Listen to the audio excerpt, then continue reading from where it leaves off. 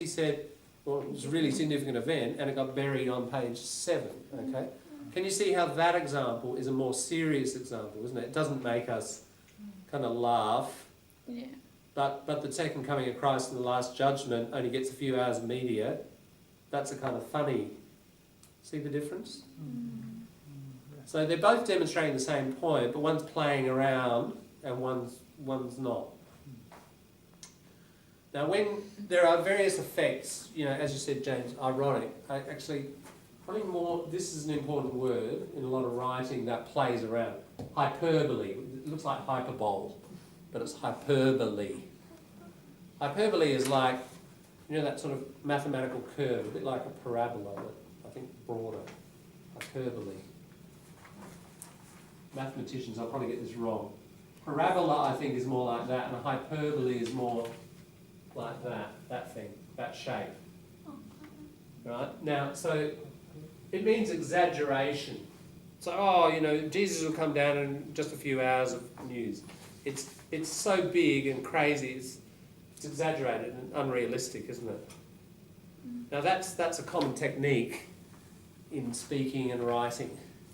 It sort of makes things more interesting, entertaining, sometimes funny, sometimes scary.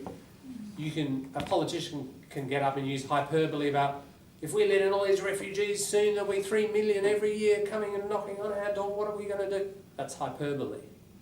But it's not funny. It's like terrifying or whatever, trying to be. Anything that's exaggerated. So here's the realistic situation, here's the metaphor, here's the realistic situation, and the hyperbole goes off away from reality, isn't it? And there's this gap. There's not really going to be 3 million refugees a year. It might be 300,000, but it's exaggerated gap. So once you've got these terms, hopefully you'll see this in this text and others. That's what I'm trying to do with some of these terms. Tone, hyperbole. Once we've got a name for something, we can see it and use it. A bit like alliteration, rhyming slang, these language about language, pretty important. Yeah, so this level of seriousness, it's important that at level 4, readers, you can see when somebody's playing around and when they're being serious or not. At level 3 we don't expect that, but level 4, which is like a 7-8 sort of IELTS, you would be expected to be able to detect that. There are some pieces when people go for a teacher registration here, and you've got to get level 4, and they give you a news article, not a Philip Adams one, but there's one quite well-known piece which we used for some time there, and you read it, and it's absolutely hyperbolic. And so many people fail it because they think that person is being serious, and they just don't get the joke. Yeah, they might be quite good readers, but if you can't see that, you're not going to pass. Right? So the whole idea of hyperbole and detecting it and seeing when somebody's not really being serious or realistic, that's important. The reason they might not get it, because, you know, he's joking here, but it seems like serious talk in a sense. It can be, and look, a really important factor is culture. Now, you know, Australian culture, somebody starts talking about Jesus and so on, probably it's going to be a joke. Because it's kind of not culturally acceptable. People sort of bash Jesus in each other's ears and faces, you know. So if someone does a religious thing, often, it's probably in Australia, we're pretty irreligious, non-religious, could be a joke. If you come from a more religious society or a religious yourself, may not see the exaggeration, yeah. This can happen a lot, you know. A lot of this stuff, and this is where I've said before, the more complex we go with language and the more complex texts, cultural factors kind of get more important in your assessment of, you know, what is the actual reality and where the joke's happening. So yeah, you know, sometimes you can understand every word I've worked with a lot of people and they understand every word, but they don't get the overall effect because it's a cultural issue. What would happen if you don't? Oh. Well, in that case, you would not pass. So to tackle that No. difficult. No. Look, That's in level this four. case, it's not a problem. You might get that one wrong, all right? So that's half of number 3 wrong. But if you perform solidly in the rest, you can still pass. In the teacher registration case, because it's so fundamental to an understanding of even the gist of that text, if you don't get that irony with that text, you won't pass it. Is that for teachers and also for nurse? Nursing registration used to accept ISLPR, they no longer do. They only work with IELTS.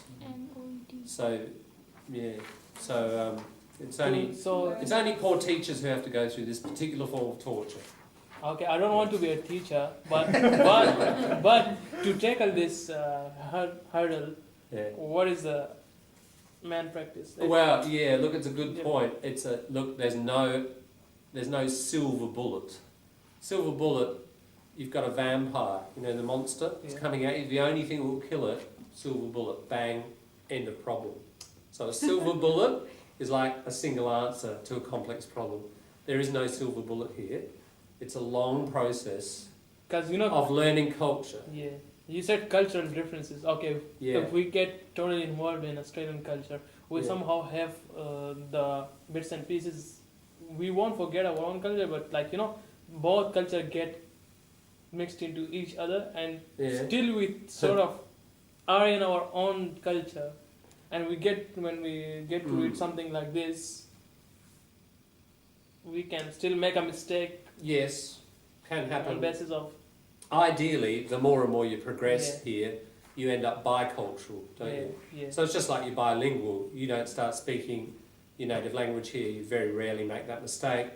So likewise, you switch culturally. It's a more subtle process, but you're already well on the way, I'm sure, of doing that. And okay, this is an English Australian text, so I'm going to switch over to cultural culture, channel. Australian culture. Yeah, and you use that to assess it, isn't it? And you can, flip quite quickly between them, and you get better and better at that. So it's just that.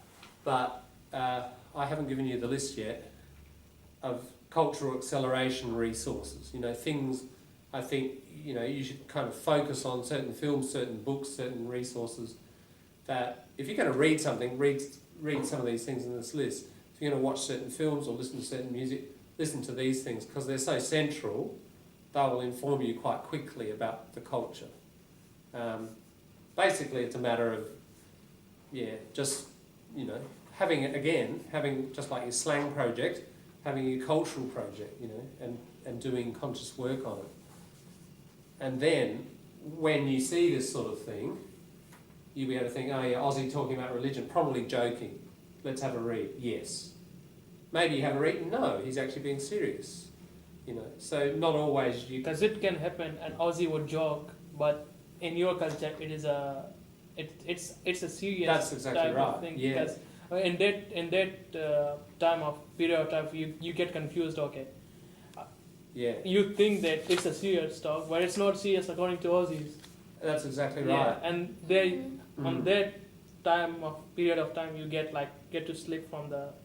And this is the problem with that text I'm talking about for the teacher registration. Yeah. People read it, and it's about behaviour of a particular kind. And I think some people read it and they think, well, in my culture, we might actually do that. But in Australian culture, it's so crazy and ridiculous that we can see immediately it's a joke. So, again, part of the practice here is to raise these issues. So I'll just put culture, big problem. And culture can also be, I'm reading this and I impose my culture on this. Back to that first point I made about don't impose your ideas. And part of those ideas might be your first culture on this particular writer. So it's a complex process of being careful and dividing things, isn't it? About this text, me, my culture, that text, that culture.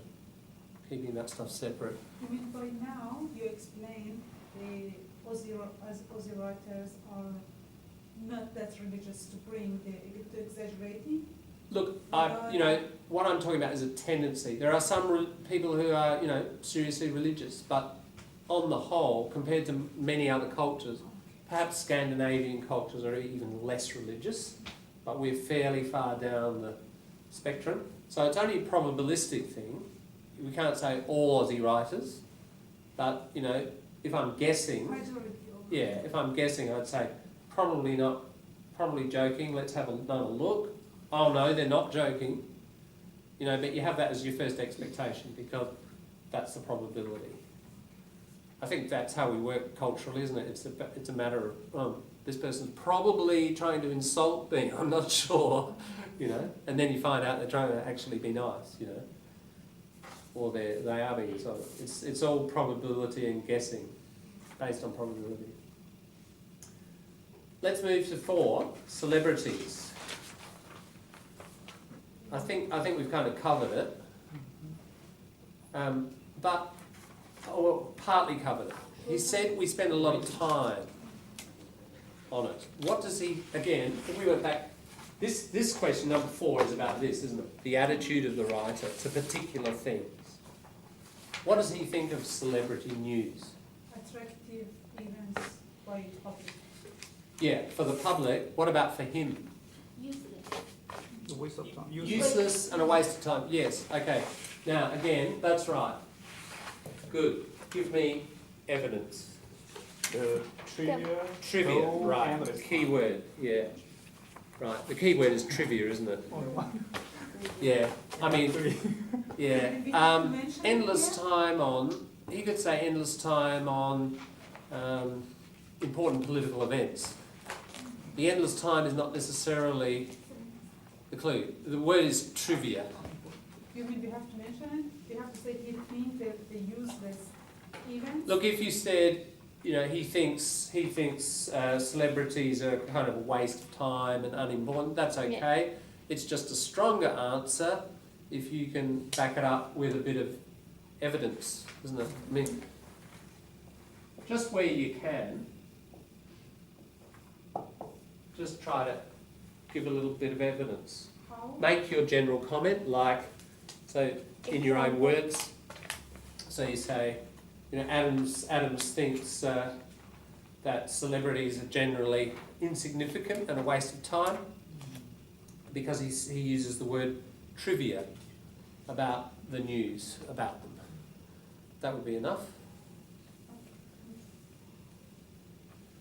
Royal wedding.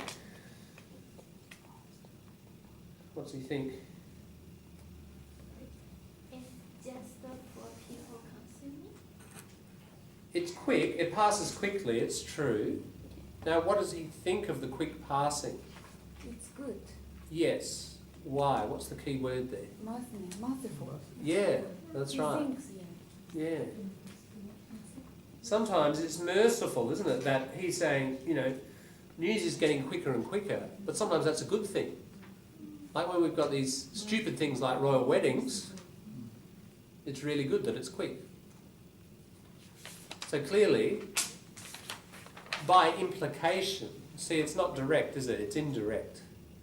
But by implication, clearly he thinks it's useless, it's boring, it's insignificant, it's unimportant, not worth our attention. Yeah. All right, we'll do one more. George Bush. What does he think of George Bush? Ahmed, we'll hand over to the global political expert here. Ahmed, tell us about George Bush and what only the Philip Bush Adams said. presidency has passed as quick instead of taking longer than that. This is a very Yeah, now, concentrated. right, now you've got the right bit, and that's good evidence, but just make sure, this is an important point, answer in this order. Now you've answered with that quotation, and that's the right spot. But that doesn't tell me that you fully understand what he's on about. Can you, in your own words, give me this bit first? What does he think about George Bush? Saying that if only the Bush presidency had been as quick as how important media messages goes through quickly. Yeah. So he's saying that, he's saying that, that's pretty much what he's saying. So did he want George Bush's presidency to last a long time or a short time? Short time. He wanted it to be really short, didn't he? Yeah. So by implication, he doesn't like his or didn't like his presidency. What does he mean by pig through a bird? Yeah, we'll get to that. That's the metaphor he's using. It's a very playful one. We'll get to that in a minute. Just Nancy. Yeah, can I say he thought George Bush did nothing during his president. That's a bit tricky because he thought the presidency was too long, didn't he? He wanted it to be short. Now, he could have thought it's too long because either, what you say, he did nothing, or maybe he thought he was totally evil and did a whole lot of really bad things for many years. So, not quite the answer, you see? Because all we know, and we've got a limit to our information, we don't know which one. So the key is to say he didn't like George Bush, and we can't really say any further than that. Yeah. So that's another point. Recognise the limit of knowledge that we can get from the text. Or he wants to say he didn't have time, George Bush didn't have time to. No, he's saying George Bush had too much time, and he wished that it had been shorter. Just dislike him. Yeah. Now Making joke. he says if only. That structure, if only, means I wish it had been the case, but it wasn't. Right? It's a hypothetical, conditional. He wanted the George Bush's president to pass quickly instead of taking longer than, and here's a long process. Now, Ahmed's question here. This thing, the presidency took longer than the passage of a pig through a boa constrictor. Now, exactly, yes. Describe it, Lita. Before I asked him, is it boy, is a snake? Yeah. But I thought passage is like something goes through, Yes. like, so, pigs, a snake swallow pig. That's right. Just takes so long. Exactly. A big, huge snake, boa constrictor. You know, there's big ones in the Amazon. Or, are they in Indonesia, in the jungle? Yeah, because when I saw, Your pet pig got eaten one day, did it? but not pig, Dog. rat, Really? a Yeah. big rat. Yeah. A snake swallowed it, Yeah. even chicken. Yeah. So that's why I said the pig, oh, that's really big, and then Yeah. swallow that is really Babies? slow. Well, maybe Oh. big. Dogs, even dogs, I have seen Yeah. dogs, yeah. Right. They break all the bones, they firstly go Right. around and break all the bones and then swallow. I Right. think that must be anaconda. Yeah, similar to anaconda, that's right. How many years did So- Bush I think there's a have? python. Good question. How many did George Bush have? Not sure. 8 years? 8 or 4? Yeah. I think 8. Python. It must have been by 4, mustn't have been 2 lots of 4, 8. Yeah. Yeah. Probably had 8 Yeah. years. Yeah, so as you say, Lee, it's, you know, the pig gets eaten and it's sort of, you see this lump moving through and it just takes days and weeks, Yeah. you know, everyone's waiting. Will the pig come out the other end alive? You know? So it's okay, is he being serious there, that image? No. It's a funny image, isn't it? So he's serious on one level about he doesn't like George Bush, but he's using this bit of hyperbole, this metaphor. It's a metaphor, but it's hyperbolic. Yeah. And the answer would be he doesn't like George because of? He doesn't like George Bush because who can finish the rest in your own words? Because he didn't do much things and No, we don't know that. That was my point to Nancy. He doesn't like George Bush because he thinks His presidency was too long. exactly. Yeah, he was in power for too long, and we don't know more than that. We okay. can't answer the why. It's another case of where we can't get to the why because he hasn't told us. We can't make up. You know, we can have our own ideas on that, but again, We don't can't- impose your ideas on the text. Okay. Yeah. We have to Okay, make are we it- kind of getting Yeah. somewhere with the sort of framework of how to approach this stuff and some of the issues? Good, all right, well, time is up. Time. All right? Oh. Time is killing us. So, we will look at 5 and 6 mañana, tomorrow. Mañana Spanish for tomorrow.